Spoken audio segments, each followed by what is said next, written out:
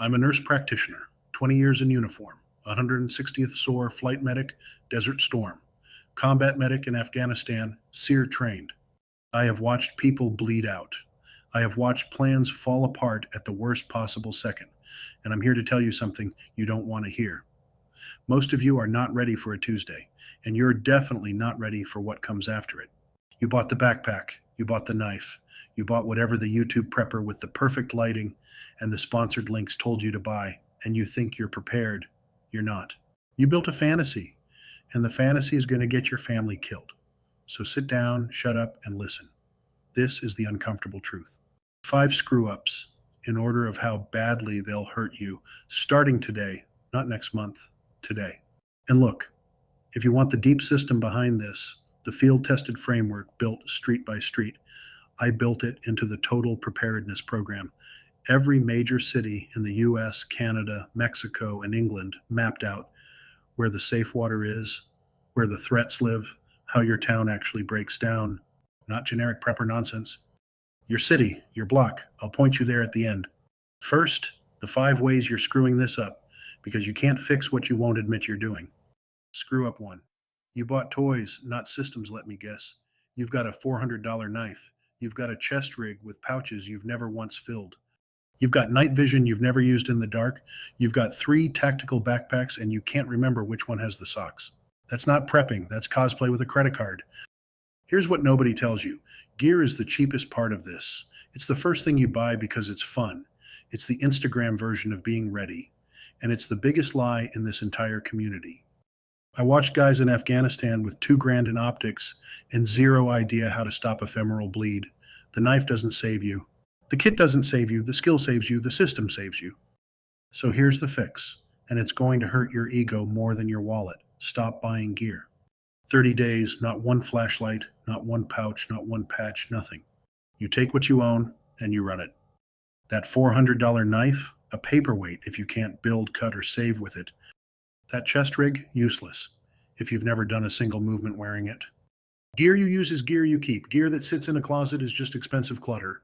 The guy with a $50 setup he's trained with will outsurvive the guy with $5,000 he's never touched. Every single time. I'd rather have a medic with a field expedient tourniquet and working hands than a guy with a trauma kit he's never opened. And here's the part that'll make you mad.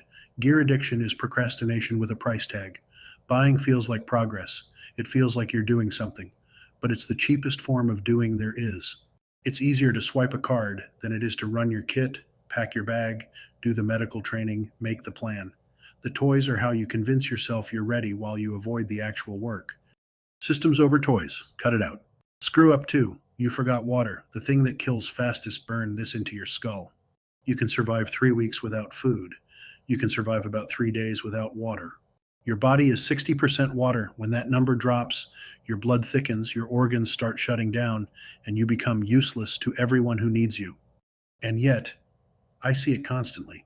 The guy with 6 months of freeze-dried food and 1 case of bottled water. That's not preparation. That's a death sentence with extra steps. Dehydration doesn't announce itself. It doesn't wait for you to notice. By the time you're thirsty, you're already down. By the time you're dizzy, you're in real trouble. And here's the part nobody wants to hear. In a grid-down situation, your municipal water stops flowing in hours. Not days, hours. The pressure drops, the tap runs dry, the toilet won't flush. And all that beautiful food storage is completely useless because you can't cook it, you can't rehydrate it, you can't do anything with it without water. The fix, 1 gallon per person per day. That's drinking, cooking, basic hygiene. A family of 4 needs 120 gallons for a single month. That's not negotiable. That's the floor. And you need a plan that doesn't rely on the tap, stored water, rainwater collection, and a way to filter and purify whatever you find. Boiling works. A proper filter works. Chemical purification works. But you have to know how, and you have to have the tools. The 3-day water math scares me more than anything in this community. You'll drop $400 on freeze-dried food that requires water to prepare, and you've got $40 of water. It's backwards. The food is the comfort. The water is the survival. If you get nothing else from this video, get this. Water is not a side quest. Water is the mission. Before you buy 1 more bag of rice, your family drinks for a week, minimum, today. Screw up 3. You're stockpiling food. Nobody will eat. You've got a closet full of bulk food. Great. Now, here's the question that separates the prepared from the people pretending. Does your family actually eat it? Because if the answer is no, you don't have a food supply. You have a museum. I see it all the time. Buckets of emergency rations nobody has ever tasted. 50 pounds of wheat for a family that has never once ground wheat. There are 10 cans of survival stew that would make a raccoon turn its nose up. You're not preparing your family, you're building a shrine to a fantasy. Here's the brutal truth. In a real crisis, stress kills appetite. And if the only food you have is food your family has never eaten, won't eat, and doesn't recognize, they won't eat it. You'll have a garage full of food and hungry, scared kids. That's the disaster, not the crisis. Your pantry. The fix is called rotation, and it is the most boring, unsexy, essential thing in all of prepping. Buy what you eat, store what you eat what you store. That's the whole secret. It's not a YouTube thumbnail, it's a system, and it works. Here's how. Look at what your family actually consumes in a week. Rice, beans, pasta, canned vegetables, whatever it is, that's your storage baseline.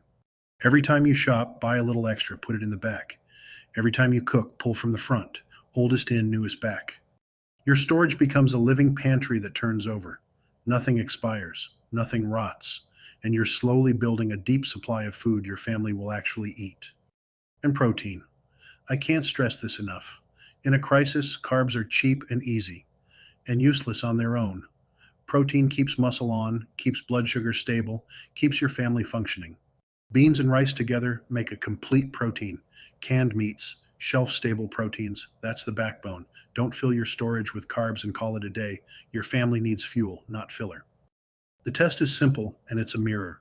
If you wouldn't serve that food to your family at dinner tonight, it does not belong in your emergency supply. Start there. Screw up 4.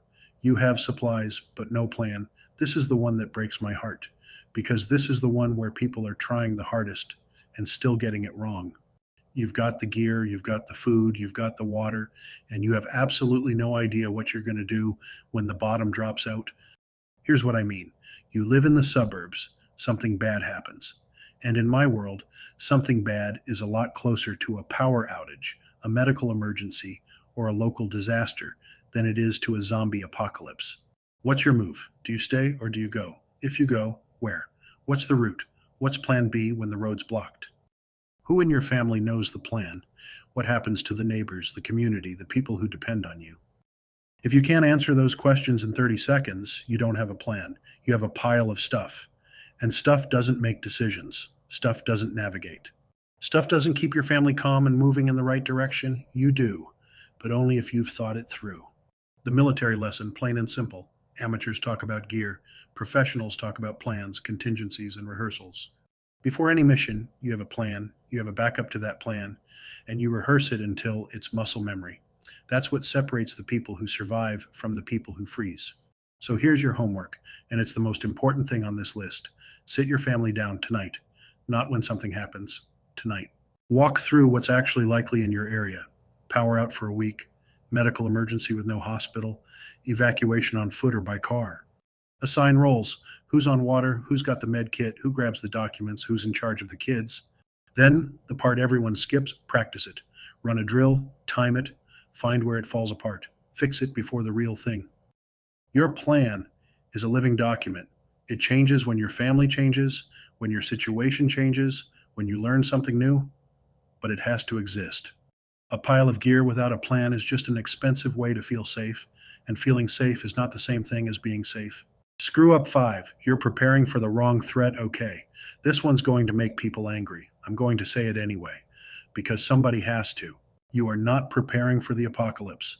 You're preparing for the apocalypse you've seen in movies, and you're ignoring the threats that are most likely to actually kill you and your family. Let's be honest about what's most likely to happen to you. It's not a government collapse. It's not an EMP. It's not marauding gangs in the street. It's Tuesday, the power outage that lasts a week because a storm took the lines down. The job loss that wipes out your savings. The medical emergency at 2 a.m. that costs you everything. The fire, the flood, the tornado. These are the things that actually happen to actually normal people every single day, and they're the things most preppers are least prepared for. Here's the uncomfortable truth. Prepping for the apocalypse is the easier, more comfortable thing to do. It's abstract, it's dramatic. It doesn't require you to look at your real life, your real budget, your real family, your real vulnerabilities. It lets you buy cool gear and dream about hero moments instead of doing the boring, unglamorous work of shoring up your actual life. Real preparation is the boring stuff. The emergency fund, because financial collapse hits more families than any other disaster, and the most likely thing to take you out isn't a bullet, it's a surprise bill. The home maintenance that keeps your heat working, the reliable car, the health care, the insurance, the community connections, because in a real emergency, your neighbors are your first responders. And now I'm going to say the thing that gets me uninvited from prepper panels. If you've spent thousands on tactical gear, but you don't have 3 months of your actual bills covered in savings, you have your priorities exactly backwards. The bank account is the bug out bag of the modern world. Cash is gear. Financial resilience is your most important survival skill. And nobody wants to hear that because it's not exciting, but it's true. Prepare for the most likely thing first. That's not fear based hoarding. That's not paranoia. That's risk management. And it's what a trained professional does. The apocalypse isn't coming to get you, but Tuesday is. And Tuesday is a lot more likely, a lot more survivable if you actually do the work. So, what do you do now? Let me pull this together. I don't want you walking away with a list. I want you walking away with a system. And systems are what I do. 1. Stop buying gear. Systems over toys. Run what you have. Find out what works. Stop treating your credit card like a survival tool. 2.